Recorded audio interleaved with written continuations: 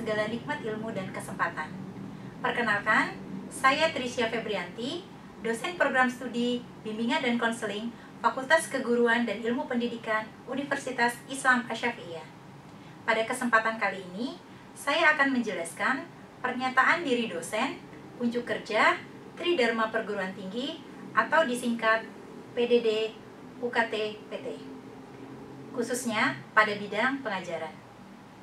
Saya akan memaparkan salah satu mata kuliah wajib yang saya ampu, yaitu Pengembangan Pribadi Konselor dengan bobot 2 SKS, kode mata kuliah PBK 22317. Saya akan menyampaikan sejumlah aspek pada perkuliahan tersebut, meliputi aspek delivery, interaction, dan assessment atau disingkat DIA. Merujuk pada aspek tersebut lebih lanjut, saya akan menjelaskan beberapa poin, yaitu deskripsi mata kuliah, capaian pembelajaran mata kuliah atau CPMK, sistem pembelajaran terdiri dari mode perkuliahan dan metode perkuliahan, interaksi dosen dan mahasiswa, serta sistem penilaian. Deskripsi mata kuliah pengembangan pribadi konselor ini mempelajari nilai-nilai dasar konselor, kesadaran diri, dinamika hubungan konseling, etika profesi, dan strategi pengelolaan diri dalam menghadapi tantangan konselor sebagai penolong. Capaian pembelajaran mata kuliah atau CPMK meliputi mahasiswa mampu menguasai prinsip pribadi konselor secara tepat, mahasiswa mampu menganalisis karakteristik konselor secara efektif, mahasiswa mampu mengevaluasi peran konselor dalam mengembangkan kepribadian dengan sikap bertanggung jawab, dan yang keempat, mahasiswa mampu mengaplikasikan kepribadian dan keprofesionalitasan konselor secara ideal. Kemampuan akhir yang diharapkan atas sub CPMK meliputi mahasiswa mampu mengidentifikasi nilai-nilai pribadi dan profesional konselor, mahasiswa mampu mengevaluasi peran kesadaran diri dan refleksi pribadi konselor, mahasiswa mampu menganalisis tantangan dan kecemasan umum yang dihadapi konselor pemula, mahasiswa dapat menjelaskan tahapan proses hubungan pertolongan atau helping relationship, mahasiswa mampu menunjukkan sikap terbuka dan sensitif terhadap keberagaman sosial budaya, mahasiswa mampu menjelaskan prinsip-prinsip etika dan hukum profesi konseling, mahasiswa dapat menegakkan batasan profesional dalam interaksi konseling, mahasiswa mampu merancang strategi self-care pribadi, mahasiswa mampu mendemonstrasikan karakteristik pribadi terapeutik yang terdiri dari empati, keaslian, dan penerimaan tanpa syarat dalam layanan bimbingan dan konseling. Kemudian, mahasiswa mampu menyusun rencana pengembangan diri sebagai konselor profesional, dan yang terakhir, mahasiswa mampu melakukan praktik refleksi dan supervisi diri sebagai konselor. Mata kuliah ini terdiri dari 16 kali pertemuan, termasuk UTS dan UAS. Adapun pokok bahasan mata kuliah ini terdiri dari mengetahui nilai-nilai konselor, mengenal diri sendiri sebagai penolong, kekhawatiran umum bagi konselor pemula, proses pertolongan, memahami keanekaragaman dalam konseling, isu etik dan hukum dalam profesi konseling, mengelola batasan profesional, manajemen stres dan burnout bagi konselor, pribadi terapeutik konselor dalam layanan bimbingan dan konseling, karakteristik efektif seorang helper, pengembangan pribadi konselor 1, pengembangan pribadi konselor 2, praktik refleksi dan supervisi diri sebagai konselor, praktik refleksi dan supervisi diri sebagai konselor lanjutan. Sistem pembelajaran terdiri dari mode perkuliahan dan metode pembelajaran. Mata kuliah pengembangan pribadi konselor menerapkan mode pembelajaran tatap muka atau offline dan pembelajaran online atau daring. Pembelajaran tatap muka dilakukan di dalam kelas, sedangkan pembelajaran daring dilakukan melalui sinkronous atau asinkronous. Mode sinkronous dilaksanakan melalui video conference dengan menggunakan platform Zoom Meeting dan Google Meet. Sedangkan Asinkronous dilaksanakan secara mandiri oleh mahasiswa melalui Learning Management System, yaitu EdLink UIA. Metode pembelajaran perkuliahan ini dilaksanakan dengan pendekatan Student Centered Learning dengan menerapkan metode pembelajaran yang meliputi diskusi kelompok, ceramah, pembelajaran berbasis masalah problem-based learning untuk memperkuat critical thinking mahasiswa dan pembelajaran berbasis proyek atau project-based learning. Interaksi dosen dan mahasiswa menekankan pada bagaimana dosen dan mahasiswa berinteraksi di dalam kelas dalam proses pembelajaran yang terdiri dari diskusi, tanya jawab, dan lain sebagainya. Sistem penilaian mata kuliah terdiri dari 5 aspek, yaitu komponen kehadiran 10%, keaktifan 10%, penugasan dan proyek 30%, ujian tengah semester atau UTS 20%, dan ujian akhir semester atau UAS 30%. Penilaian ini bersifat akumulatif dan berorientasi pada proses. Mahasiswa wajib mengumpulkan semua tugas, baik individu maupun tugas kelompok, sebagai syarat mengikuti ujian akhir semester.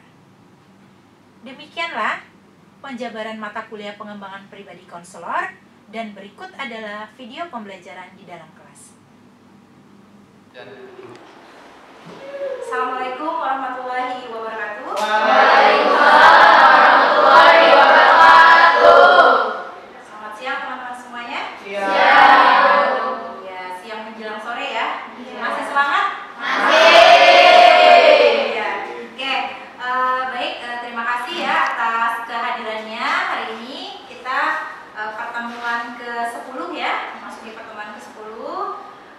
Sebelum memulai materi hari ini, kita berdoa terlebih dahulu ya, menurut agama dan kepercayaan masing-masing. Berdoa dipersilakan. Baik, berdoa dicukupkan. Oke,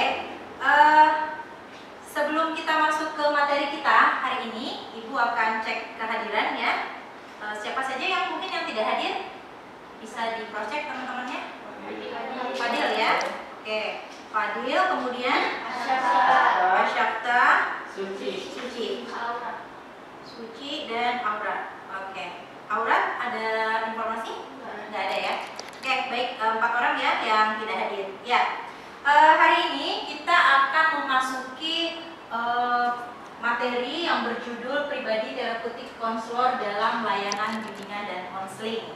Ya, jadi dalam mata kuliah pengembangan pribadi konselor, relasi atau pribadi terapeutik itu menjadi salah satu materi yang cukup penting ya, yang harus dipahami oleh teman-teman di semester 2 ini.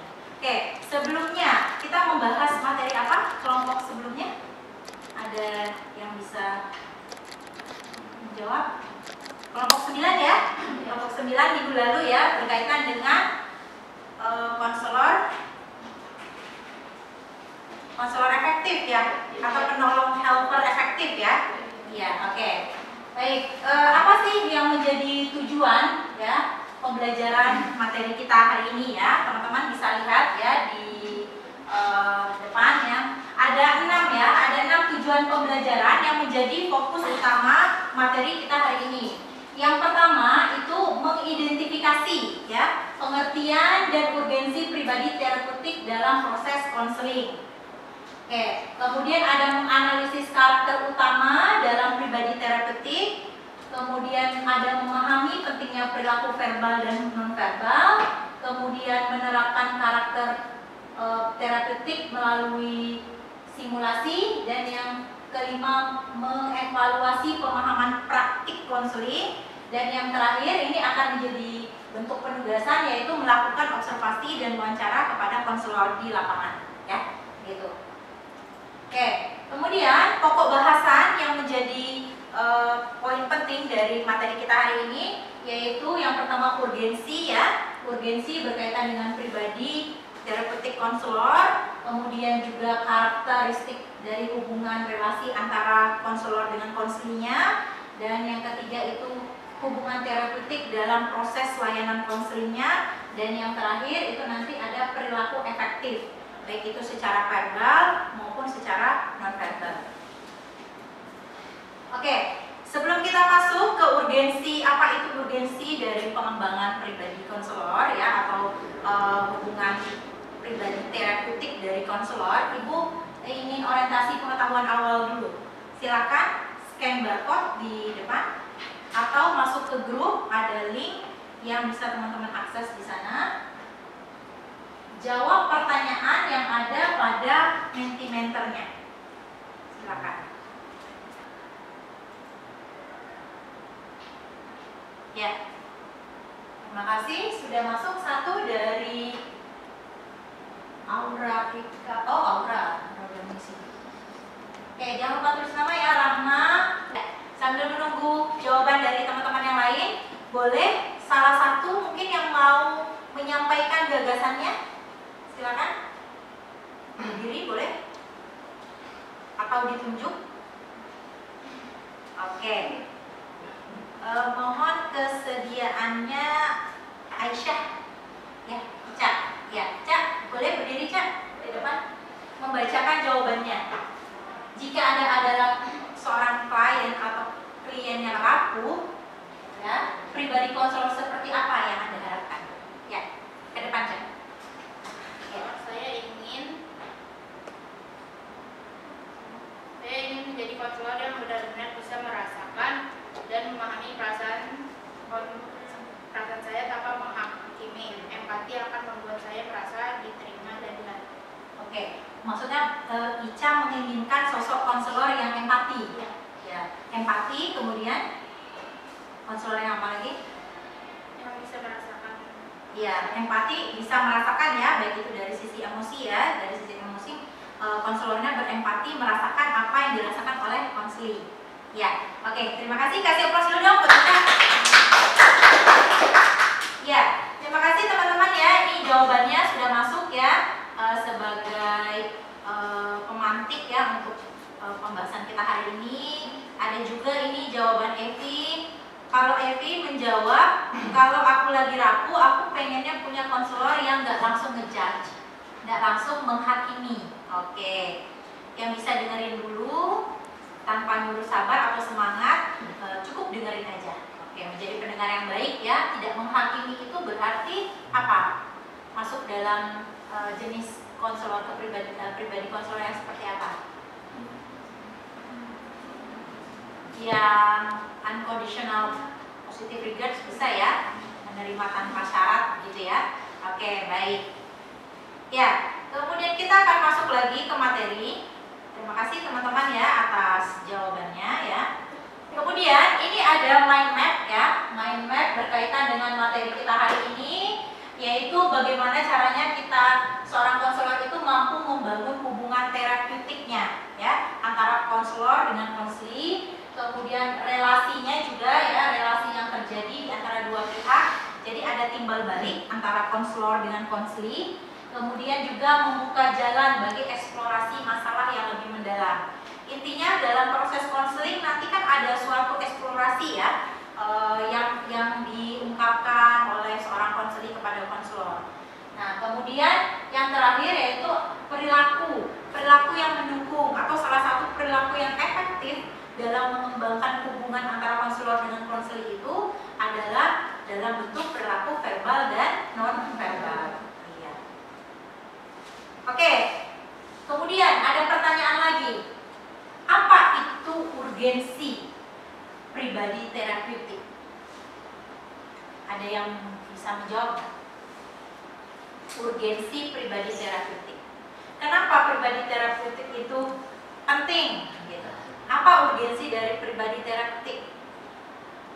Membangun hubungan yang baik antara konselor dengan konseli. Iya, jawaban dari Rahma untuk membangun hubungan yang baik Antara konselornya dengan konselor. iya, antara konselor dengan konseli. Oke, ada lagi?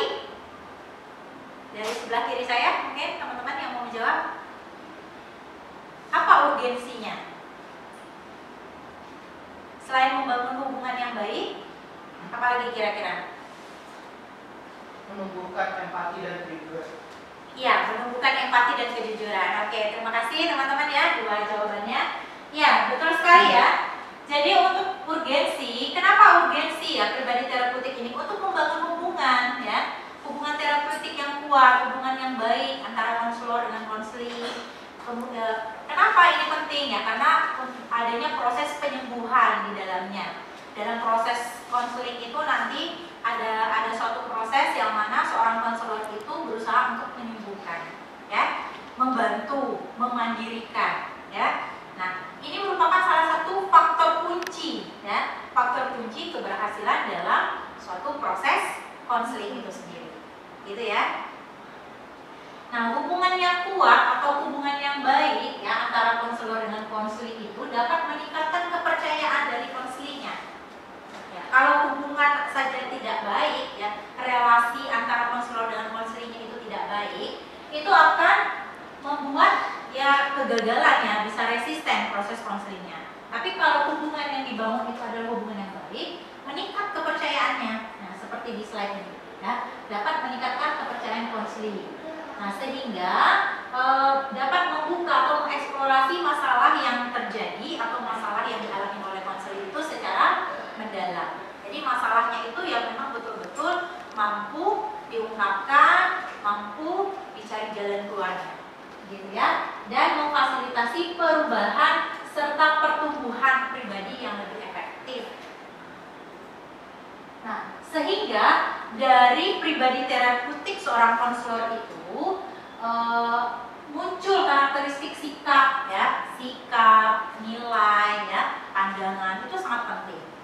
Figur konselor di sini dalam mata kuliah pengembangan pribadi konselor itu menjadi hal utama, hal yang penting dimiliki oleh seorang konselor. Apalagi teman-teman mahasiswa di sini adalah calon-calon konselor hebat, ya. Ibu minta salah satu mahasiswa kira-kira poin mana, karakter mana yang sudah dimiliki oleh mahasiswa yang berada di ruang kelas. Siapa yang mau menyampaikan? Siapa Pak? Harus percaya diri. Saya sudah memiliki karakter ini, Bu. Boleh satu orang yang bersedia? Misalnya, oke, Rama, maju ke depan. Ya, ada tempatnya.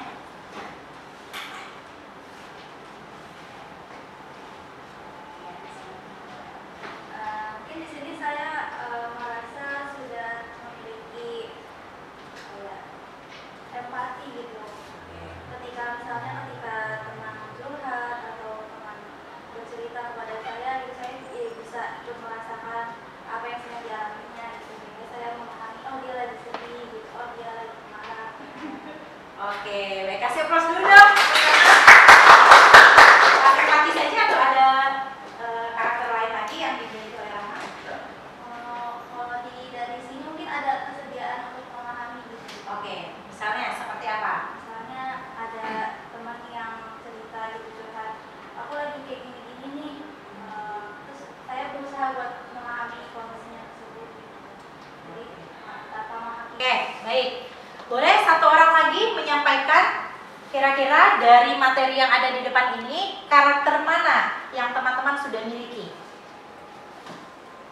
Ada yang mau? Oke, Najwa. Kalau menurut yang saya pahami dari diri saya, mungkin dari empati, kesediaan untuk memahami juga, terus juga keterbukaan.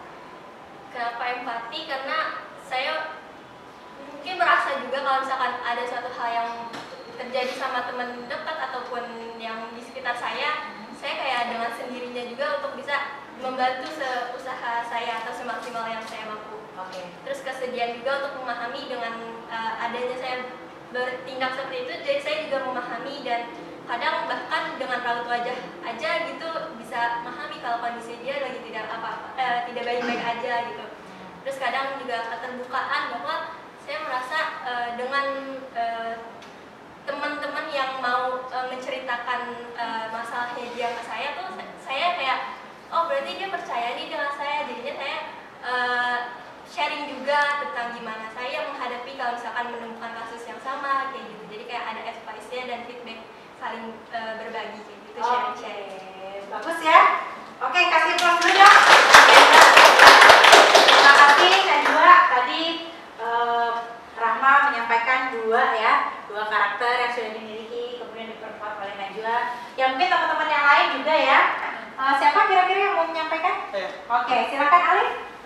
Kalau dari saya keaslian atau Bu Ines, karena saya memiliki sikap jujur pada kalau ada teman yang ingin konseling gitu. Saya memberikan tidak berpura menjadi baik gitu. Saya akan menolong dia dalam memberikan proses konseling. Nah, itu yang saya miliki dalam sifat menjadi konselor yang baik. Ya, terima kasih Alif. Ya. Close dulu dong buat Alif. Ya, menarik ya. Jadi salah satu karakter asli ya, keaslian ya, genuine ya, itu dimiliki oleh teman kita ya. Kira-kira sesuai nggak antara perilaku dan tindakan dari Alif yang teman-teman amati kesehariannya? Ya, proses belajar ya, proses belajar.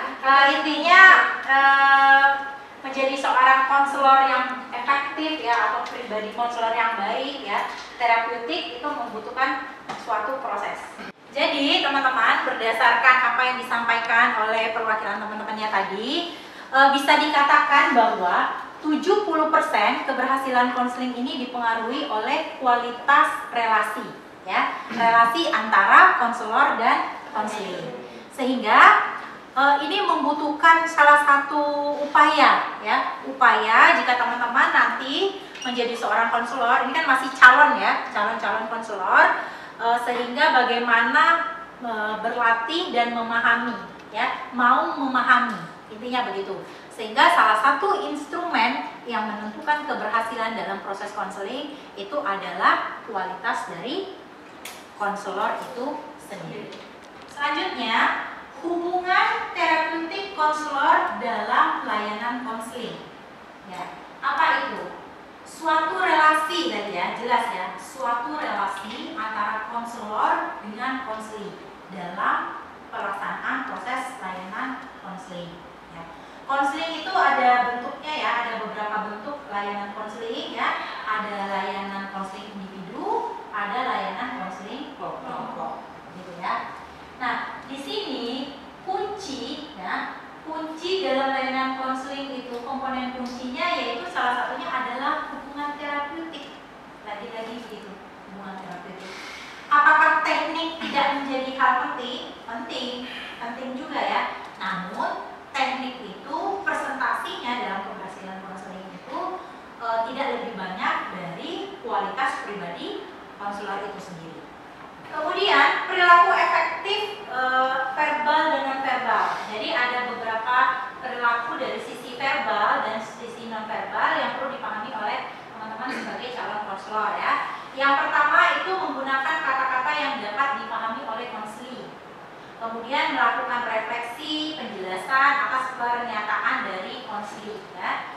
Kemudian menafsirkan yang baik dan sesuai. Kemudian tanggapan yang memberikan respon dan memberikan informasi yang benar, serta yang terakhir ini menjadi kunci juga dalam perilaku efektif verbal, yaitu memberikan dorongan agar konseling percaya pada kemampuannya.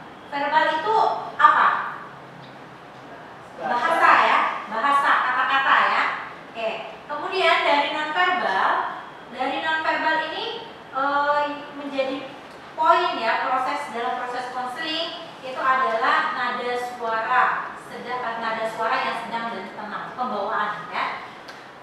Untuk referensi dari materi kita hari ini ada beberapa referensi yang bisa teman-teman baca ya. Nanti bukunya beberapa sudah diberikan ya, buku Kori, buku Nekruf ini sudah ada. Ini ada juga dari buku Ibu dan teman-teman ya, ini berkaitan dengan psikologi konseling. Di sana ada juga penjelasan relasi terapeutik dan referensi-referensi lain ya. Referensi-referensi lain bisa juga dicari ya, baik itu di link di link jurnal maupun di referensi-referensi dari buku-buku ya. Silakan. Sehingga kesimpulan dari perkuliahan kita hari ini ya, yang menjadi catatan penting yang perlu teman-teman pahami, yaitu konselor harus berarti ada suatu kewajiban ya, hukumnya wajib ya, harus memiliki kualitas pribadi terapeutik yang memadai. Memadai ya, untuk menunjukkan profesionalisme, perilaku, dan aktivitasnya. Sehingga ada pernyataan ya yang mengatakan bahwasanya hubungan terapeutik itu dibangun bukan hanya dengan kata-kata ya, tetapi ini yang menjadi poinnya, kehadiran. Tapi dengan kehadiran yang tulus dan hati yang memahami. Ya. Jadi intinya kita tidak hanya pintar dalam berkata-kata, teman-teman calon konselor ini ya, tapi juga memiliki hati yang tulus ya dan mau memahami. Oke, baik. Untuk penugasan materi setelah pertemuan hari ini ya, ada tugas yang diberikan kepada mahasiswa. Tugasnya apa? Yaitu melakukan observasi langsung atau virtual ya. Silakan boleh dipilih terhadap salah satu aktivitas konseling ya yang dilakukan oleh konselor ya. Kemudian yang kedua, tugasnya adalah mewawancarai ya. Wawancarai satu orang praktisi konselor, baik itu guru BK, konselor profesional atau psikolog dengan durasi minimal 30 menit. Nah, tugasnya diupload pada Sevima ya, dikumpulkan paling lambat tanggal 9 Juli. Untuk lebih lengkap apa saja yang harus dikerjakan, template-nya seperti apa sudah Ibu unggah di Sevima. Jadi teman-teman nanti silakan dicek di Sevima-nya masing-masing. Berkaitan dengan penugasan, ada yang ingin bertanya? Ibu, Ya, Evi, silakan Evi. saya mau nanya, kan Ya. itu ditugaskan individu ya Bu. Kalau untuk datang ke sekolah kan pasti butuh surat perizinannya Ibu. Iya, betul. Untuk surat perizinannya gimana Bu? Oke, untuk perizinan ya. Ya, terima kasih Evi. Ya, untuk perizinan teman-teman nanti silakan secara kolektif ya dibantu oleh koordinator kelas Najwa minta dibuatkan ke KTU ya, ke Mas Niko. Ya, nanti Mas Niko yang akan membuatkan suratnya. Jadi kalau teman-teman sudah dapat surat, nanti silakan langsung turun ke lapangan. Begitu ya? Yang lain sudah jelas? Sudah. Oke, baik teman-teman. Karena materi kita sudah disampaikan semuanya ya untuk materi hari ini, kemudian juga penugasan juga sudah disampaikan. Kita akhiri dulu ya untuk pertemuan hari ini. Jangan lupa tugasnya dikumpulkan paling lambat tanggal 9. Dan pertemuan selanjutnya nanti yang akan presentasi adalah kelompok 10 ya, kelompoknya Alif dan Evi. Ya. Oke, karena kita awali tadi dengan doa, maka perkuliahan hari ini kita akhiri pula dengan doa. Silakan berdoa menurut agama dan kepercayaan masing-masing.